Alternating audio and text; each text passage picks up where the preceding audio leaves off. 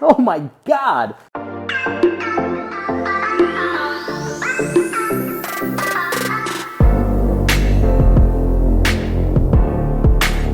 Hello everybody, Silverpicker here, and today's video is one that I am both extremely excited for and also extremely relieved by. Now, what on earth am I talking about? Well, the excitement, and relief both stem from this massive, massive package. Yes, this guy is another chunky monkey of a package, and for those of you who are new to the channel, let me explain.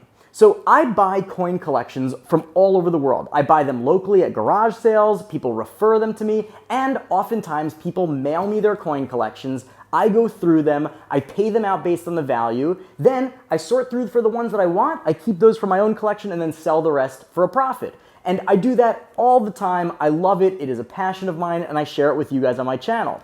Now, this particular package is from a viewer just like you who has sold coins to me in the past. About 2 years ago, he sold me some gold coins. You can check out the video right over here in this card. And a few months ago, he also sold me about $3,000 worth of coins, precious metals, and even really, really cool banknotes. And I did a series which you can also check out over here. You got a lot of watching to do because these are amazing videos. Well, this guy likes dealing with me, he likes the fair prices I pay him, he likes the ease of working with me, and I like working with him too. It's very great when he gets to send me the coins, he trusts me, I go through them, I pay him a fair price. Typically I pay him between 70 and 80% of the market value, and for those of you watching at home, no, not the face value. I get a million comments every time of people accusing me of paying him, for example, 75 cents for a $1 bill. No, if the $1 bill is worth $10, I pay him $7.50.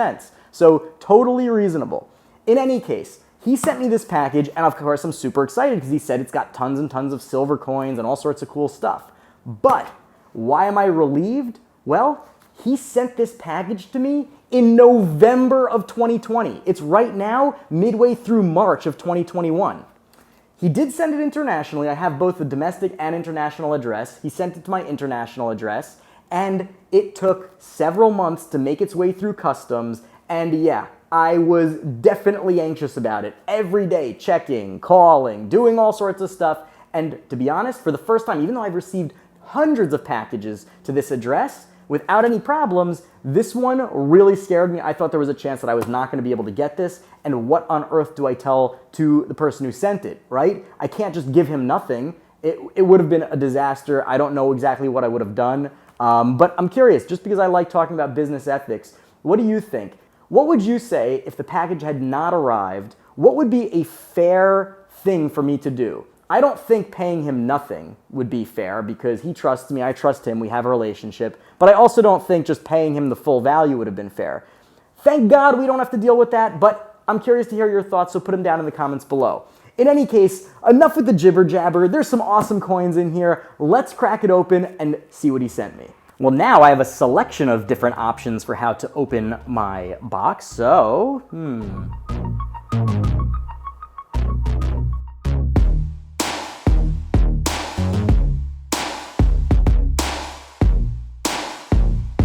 check that out. That is an interesting package. First view, that is an interesting package. I see a towel. I see a box full of coins. I see some cardboard. All right, let's get rid of the cardboard. Let's dissect this bit by bit and see what we got. Okay, I always check this stuff, even if it is, I'll use a different knife for this one. Even if it looks like it's just packing materials, you always have to open it up and make sure you do not want to accidentally throw something out because you think it is just packing materials. All right, you always got to check everything. Okay, so we've got what looks like a box full of 2x2s. We've got, oh man, this is crazy. Holy moly. We've got what looks like some penny rolls. All right, this is probably going to be multiple videos. Oh my gosh. Holy cow. Holy cow. Holy cow. Have you ever seen anything like that? Whoa. Whoa. Do you see that? Oh my God. Okay. Oh my God, this feels like, this is like drugs. Doesn't this look like a shipment of drugs? I mean, not that I would know, but oh my God, look at this. Look at this, just oodles and oh, look at this. Oh my God, this is like a pirate's treasure chest. This is like a treasure chest. Oh my God. I don't know what that is, but just make sure there's nothing in there. No, that looks like it used to hold something. Okay, more of these. Hey, and I got a dish towel. What do I pay him for the dish towel? Okay, we got more bleach box. Good job using, recycled materials. And this, which feels kind of like, it feels like a license plate. I know you can't see, but it feels like a license plate. We'll open that last. Aldo's change. Aldo's change. Is it Aldo's change or Aldo's change? Anyway, enough with my dumb jokes. Okay, so let's see what we've got. We've got the box of 2x2s. We've got this like license plate thing. We've got these penny rolls. We've got a ridiculous amount of silver. Oh my God, I honestly don't even know where to start. Okay, I think what we're gonna do is we're gonna have to break this into two. Oh, this is quarters too, dimes. This is all sorts of stuff. Okay. See, you can tell, by the way, I've done a million of these videos. I bought a million collections. Literally, you can fact check that. I believe it was exactly 1 million, or maybe it was a billion. Yep, it was a billion collections I've bought. So I am an expert, and even so, I do not know where to start. I think what I'm going to do is I am going to open up these, and I am going to just organize them. We'll get ourselves organized, and then we'll move on to this stuff, and then finally this stuff. All right, let's do it.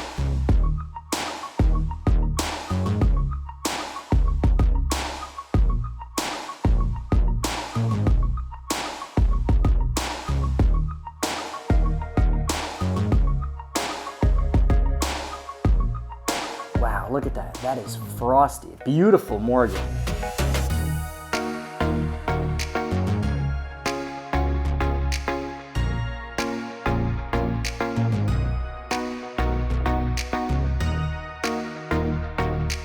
This is really wild. You know, I was doing this in fast forward because, you know, there's so much stuff, but like, you know what? Let's just take our time a little bit. Like, you see what I'm going through. There's like a bunch. Oh my God, look at that.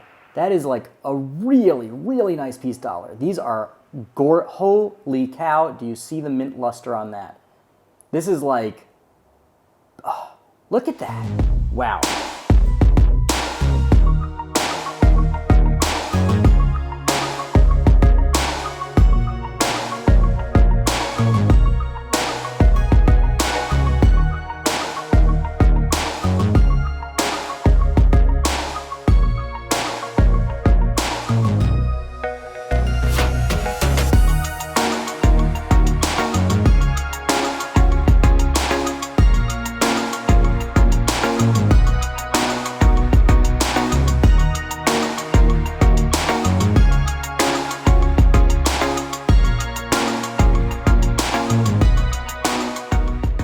Now, this video is going to be great for like all the new collectors out there because you'll get to see really like basically every type of major American coin, like all the important silver coins that you want to look out for when you're out, you know, picking and buying collections, trying to do what I do. You know, by the way, like I make these videos because I want people to be out there. I'd rather people be out there learning. Like I don't see you guys as competition. I see you guys as like a great opportunity to get people involved in an amazing hobby that can be both, you know, enriching, you know, intellectually. Like I love this. It's fun. I love learning about history. I love the tangible element of the history. But also it is obviously like financially worthwhile too. Like this is profitable. You know, I make it my business to make sure not to rip off my customers, both ethically and also because it's a good way of getting repeat business. So be fair with your customers, but it's still okay to make a profit. I try and make about, you know, I'd say about a 25% profit margin on these collections. And basically the reason for that is I take the risk. I take the risk in price fluctuations of the silver. You know, I pay them out all outright. And also, of course, they get the benefit of getting all the money in one lump sum. They don't have to do anything other than ship me the coins. So from their perspective, you know, they're getting 75, 80% of the value that they could get. They don't have to deal with selling individually on eBay, shipping out 1 million packages, dealing with returns, dealing with angry customers. You know, I do all of that for them and I make a profit for my efforts. All right, so we're done with that. So I already know, because I get comments on all these videos, there's almost, I'd say 99% of you understand how business works, but there's always a few people that like call me out on making these videos and being like, you're ripping people off, blah, blah, blah, blah, blah, blah. Like the reality is I'm giving a much better deal than like any pawn shop would. But yeah, I try and, run my business as fairly as humanly possible. And routinely, by the way, if I find something that ended up being worth more money after I've paid the individual, oh, I forgot about these, I will go back and pay them more. That happened in the last collection I bought from this guy. I didn't realize that one of the banknotes was actually a ladder note, meaning the serial number was 1, 2, 3, 4, 5, 6, 7. So I paid him out just for a regular $1 Canadian bill. However, I ended up selling that bill for $800 because of that, and I paid him quite a bit more, and he was very, very pleased. So, be fair, but there is nothing wrong with making a profit for the work that you do. Ooh, these are nice. Look at that. Look at that. Original piece, whatever that means. Original piece. This is probably sold at like at a flea market or something. Definitely not collector lingo. Onward march. Here we go. Here we go. I always talk about how you should definitely, I warn new collectors and remind veteran collectors alike, not to store their coins in PVC holders. But I also should mention that a lot of people ship coins in PVC holders because they're cheap and you have them lying around. There's nothing wrong with that. I do it sometimes, but I always warn my customers to make sure that when they receive them, they know to take them out. So something like this, I definitely would not recommend you store your coins in saran wrap, but shipping them, no problem. No problem at all. All right, holy cow. Look at this. Now, so I guess he did it sort of by size. So we had the dollar coins and $half coins, and now we've got the quarters and some of the dimes, and I think the next package is going to have mostly dimes. Ooh, we got a Barber quarter right there. For those of you wondering, Barber is named after Charles Barber, who was the designer of that Liberty design on that coin. Okay, okie doke. Look at this. Look at this sack of treasure. This is really like pirate treasure. That's what it always feels like to me. There's a bunch of Canadian stuff. As many of you know, I've mentioned that I am trying to do a Canadian typeset, and I don't have an album yet, so I haven't done a video on it. It is so hard finding albums like that. I'm looking for the Dansko Canadian album. If anybody has it, I would happily buy it from you. They are expensive. I am aware. I'm just looking for it. I am willing to pay. I don't think this is silver, but still very cool. Oh man, we've got a bunch of foreign coins. This is a Belgian franc. I think it's a World War II era. Let's see. 1951, post-war era. Not really worth anything. I don't think that that's silver, but we will check. We've got some silver Canadian dimes. Man, this is all good stuff. Yes. I mentioned before when I showed you this silver dollar that there was a silver commemorative series from 1967 from Canada with a bunch of different animals. I actually don't have all of them, so maybe we'll find the rest in this. This one I think is a bobcat.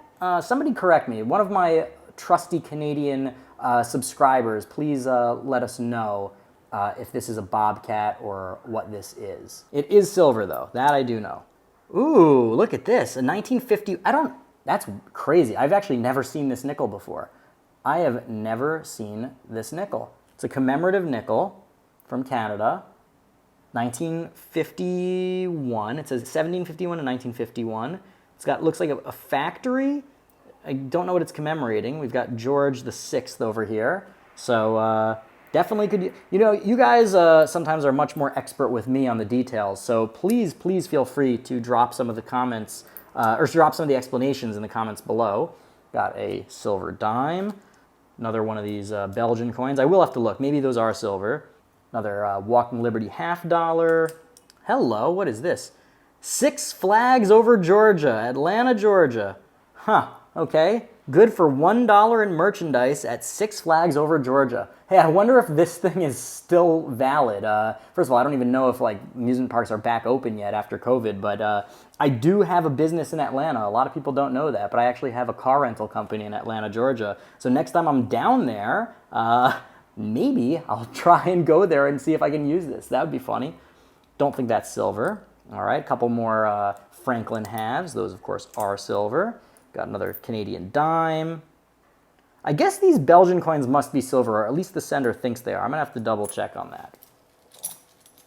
All right, let's go a little faster for any of the stuff that's not unusual. Anything that's not unusual, I'm going to skip over. Another one of those commemorative Canadian nickels.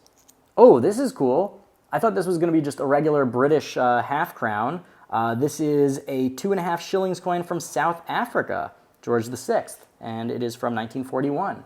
So that is indeed 50% silver. I'm going to assume that this is from like the United Arab Emirates or Saudi Arabia. It looks like an oil rig. 1962 to 1972. 5 something. I'll put the explanation somewhere in the video.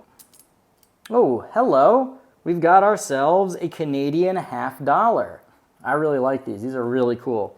I have one of these already for my typeset, so this will be for sale. Ooh, Barber half. Sometimes a good sorting. Ooh, look at this. This is cool. The Milton, what does it say? Milton Prells Aladdin Hotel, Las Vegas, Nevada. $5 gaming token for use by player only, 1967. This might actually be silver. I'm gonna have to double check. I'll do some research on this, but it does have that silver look. Definitely has that silver sheen. And because it does have this greenish, sort of residue on the back, it makes me think maybe it was housed in PVC and is silver that was damaged by PVC over the years. That is really cool. If this is silver, oh, it says sterling. You see that right there? It says sterling. This is 92.5% silver.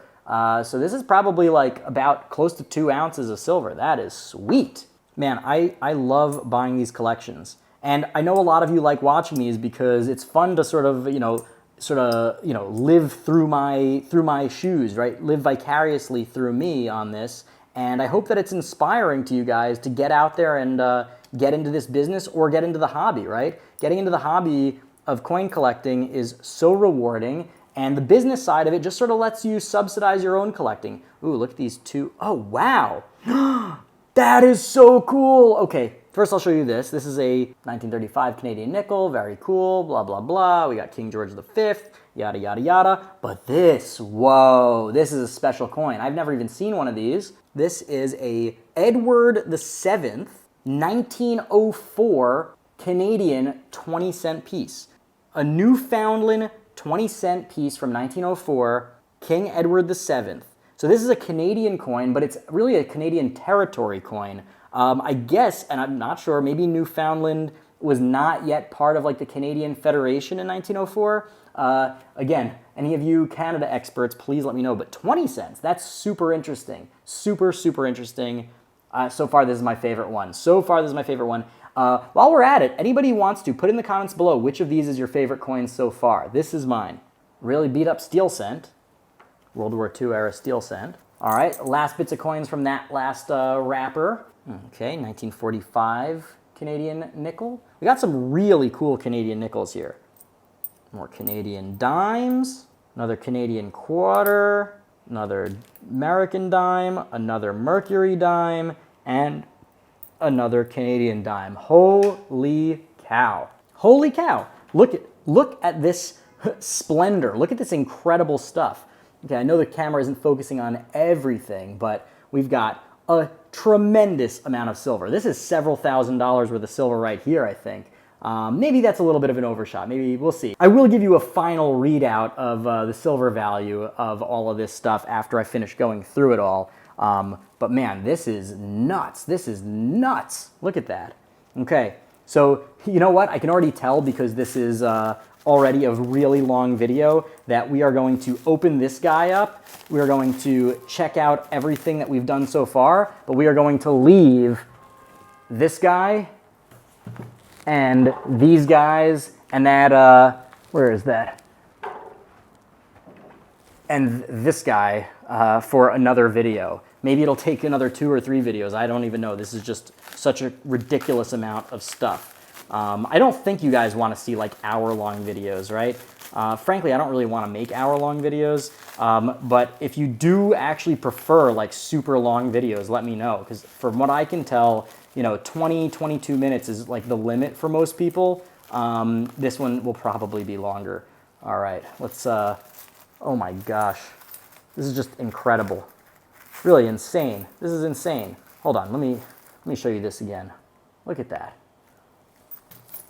All right, these look a lot more ordinary. These look like kind of just mostly like Washington quarters. Yeah, these are all Washington quarters. There are very few Washington quarters that are worth more than their silver value. For the most part, these are just sort of worth their weight.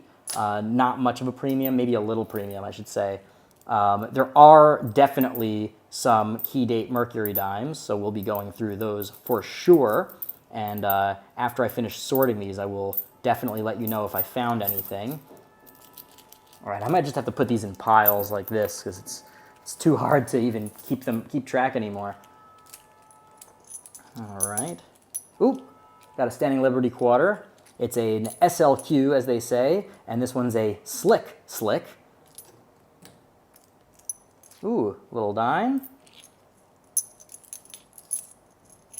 Yeah, so these are, even if they're in like great shape, unless you have like literally like an MS-70 or something, right? For the most part, these Washington quarters are really just going to be worth their weight. Same thing for Roosevelt dimes. Roosevelt dimes from 1964 and earlier are all 90% silver, just like the rest of the dimes, quarters, half dollars, and dollar coins from that same era, 1964 and earlier. But there are no key dates for real from the Roosevelts. So the only way to get more than like their silver value is to have something that is of like insanely good condition, and we're not going to find any of those. You know, these ones are pretty nice, but nothing that's going to be like really gradable that would make sense. But that's fine. Silver's silver, right? I always say silver's silver.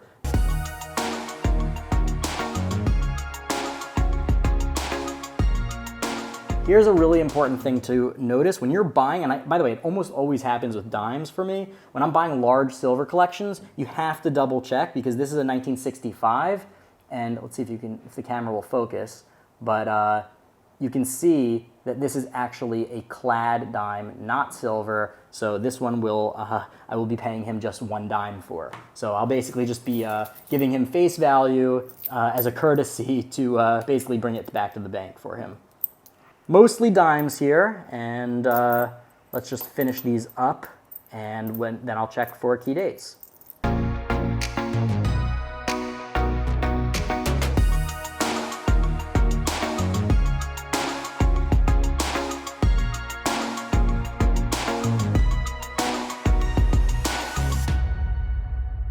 Wow, that is absolutely nuts. You can see I just sort of piled these up because there was just too many, which is a good thing, definitely a good problem to have. So what I'm gonna do now is I am going to go through these with a fine-tooth comb, see if there are any key dates, anything particularly special. I'll reorganize it a little bit, and then I'll get back to you with the final tally, let you know how many of each thing there is, what the total value is, and all that fun stuff. All right, let's go. Ladies and gentlemen, may I present to you the wonderful, the magnificent, organized collection. Wow, in all seriousness, this is phenomenal, and now that I've got it all organized and I had some time to go through each and every coin, I am just blown away even more than I was when I was opening it.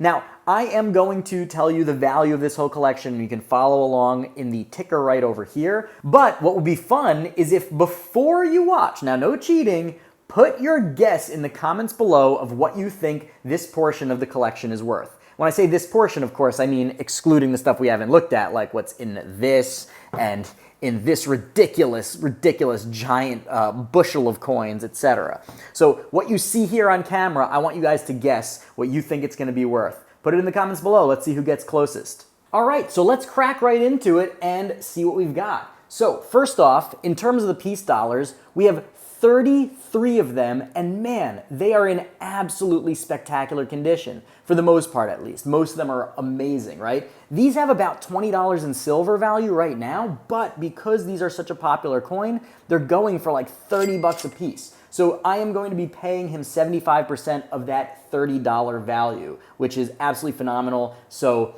we have a total of $990 worth of piece dollars. Just this little stack over here is worth $990, and I'm paying him $743 for that.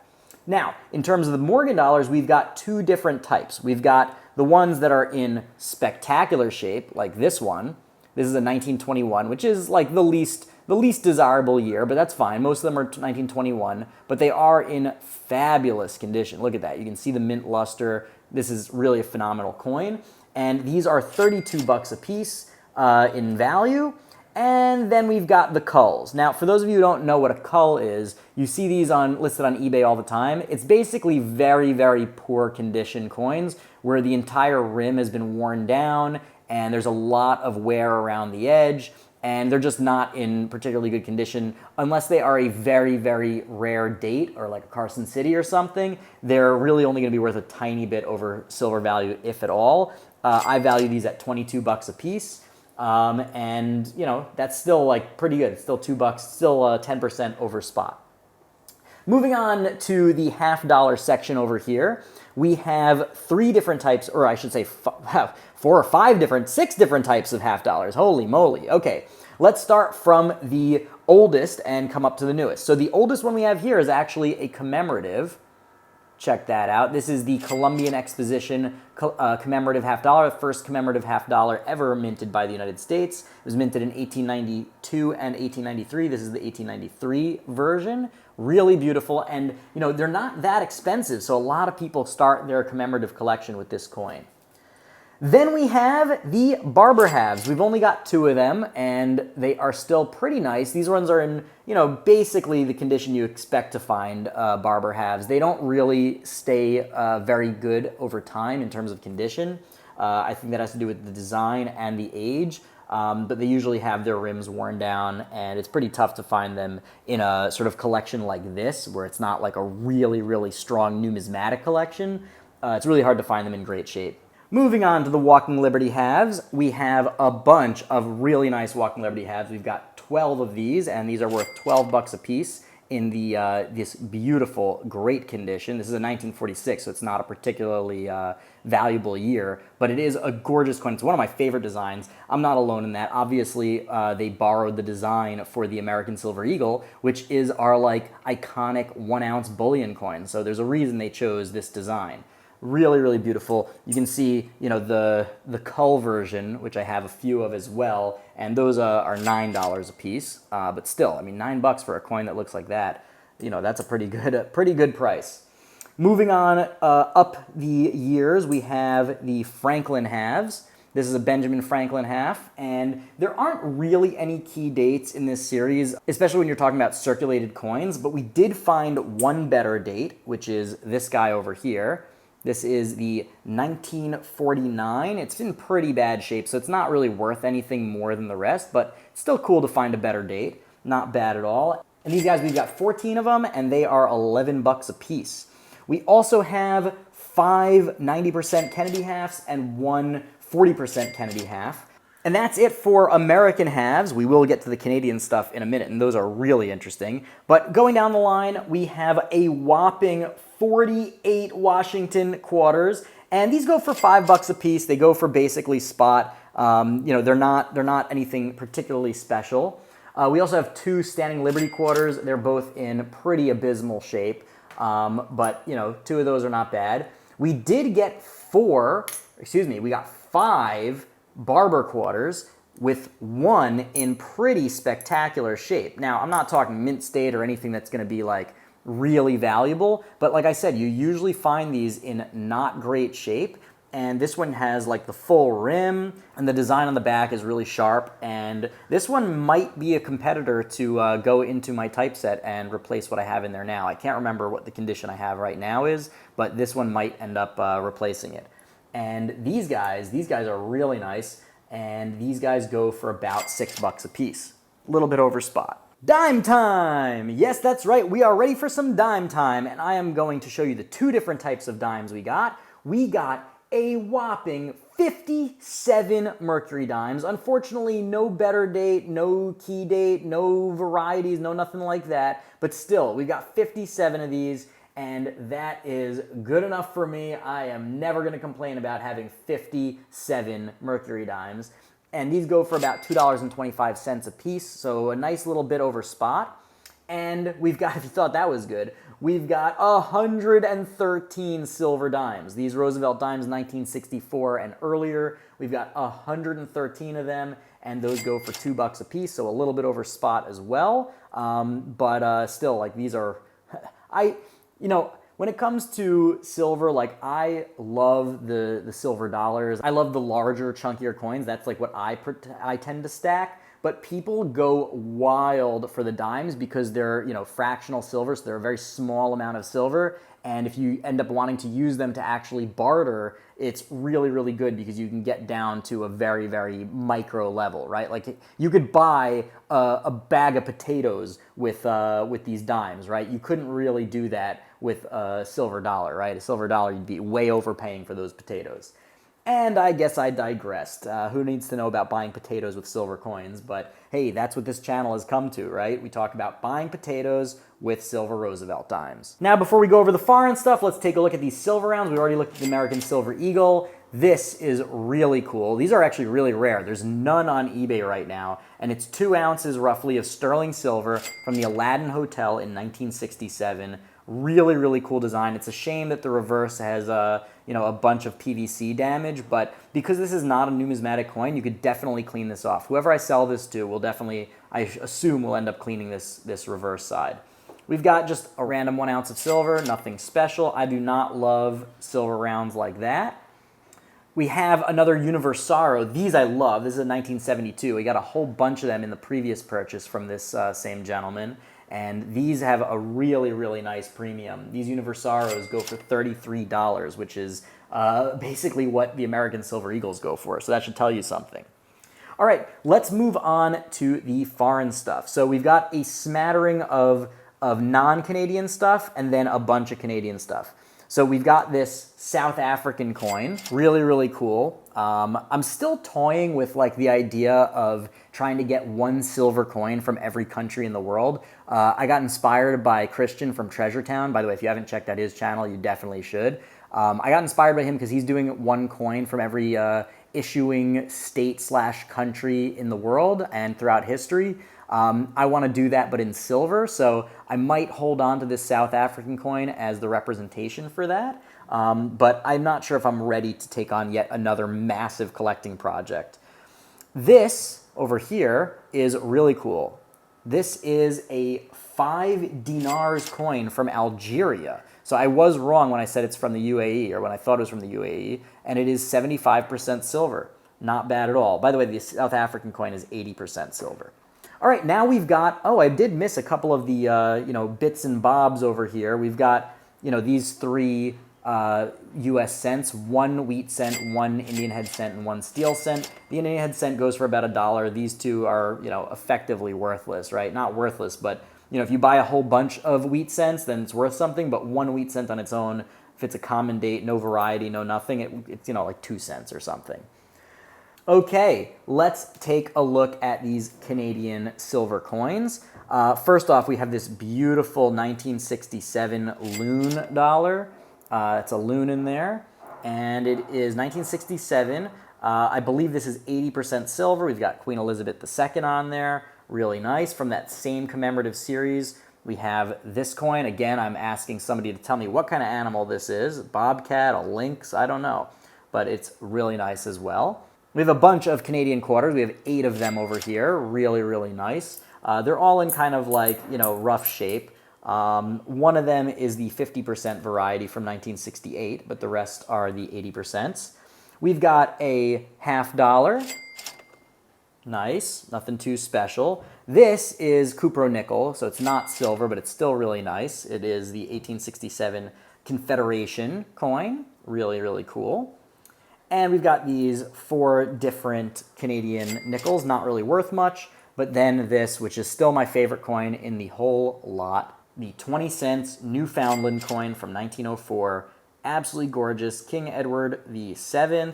Really great condition, really beautiful coin, cool history that I'd like to learn more about, and I am very happy. This is going right in my personal collection. Most of the rest of this stuff will be for sale, but there are going to be a few little bits and bobs that will end up in my personal collection. 2 last things before we wrap things up. We have this 1960 small date mint set, and I do have to do a little more research. I'm not 100% sure of the value, and I'm also not 100% sure if this is indeed a small date, so I have to do more research on it. But that's a really, really important lesson for any of you guys that are going to be buying collections. You cannot ever trust what is written on a package. You buy the coin, not the holder. You buy the coin, not the packaging. You buy the coin, not the story. Just because somebody put this on here doesn't mean it's true. Doesn't mean they were an expert numismatist. This very well may be a 1960 small date. I believe it refers specifically to the 1 cent coin. I'm not 100% sure because I'm not super well versed in these varieties, but I'm going to look into it. And if it is a small date, then I will certainly pay him out for the value premium that comes with the small date variety. But if not, then I'll just pay him for the normal mint set. But definitely always make sure to do your own research. Don't just rely on what's written on the 2x2 or on, you know, a label over here. And last but not least, we had a couple of clad coins. There were 3 random dimes that are not silver that were mixed in. These 3 Belgian coins, which I said I did not think were silver, I was right. These are not silver. These are really not worth anything. And we've got $1 Eisenhower, and these I just pay you know, face value for. I never pay under face value, so for these he's going to get $1.30 because it's basically just a courtesy to pay him for what he sent me, even though these are not silver. Wow, what a pleasure that was to go through that collection. It had everything I could possibly want. It had silver, it had American coins, it had world coins. It had such interesting variety, such cool pieces, such good value, and I had such a blast. I am sure you guys enjoyed coming along for the ride with me and going through this collection. Now, at the end of all of these collection purchase videos, I always get questions from you guys about whether or not you can purchase the coins. Yes, you can. If you're interested, you can shoot me a message at thesilverpicker@gmail.com via email or on Instagram at thesilverpicker. Now, I do have to say that I do always give first dibs to my Patreon patrons. So if you were looking for yet another reason to support my channel, to support my mission of teaching people all over the world about coin collecting, precious metals investing, and even personal finance, well, here is your opportunity. So you can click the links below and support my channel on Patreon, and you'll get first dibs to purchase any of these amazing coins. Well, that about does it. I hope you enjoyed. I've got a lot more amazing videos coming down the pike, so stay tuned, and until then, Silver Picker out. A huge thank you to all of my wonderful patrons. Thank you for yet another month of support. You guys rock. If any of you guys are interested in purchasing any of these coins, you know where to find me in the Discord. I'll be telling you which ones are for sale and which ones are not. You know, the ones going into my personal collection. But otherwise, just feel free to reach out, and I'm sure the conversation in the Discord is going to be great. Can't wait to see you there.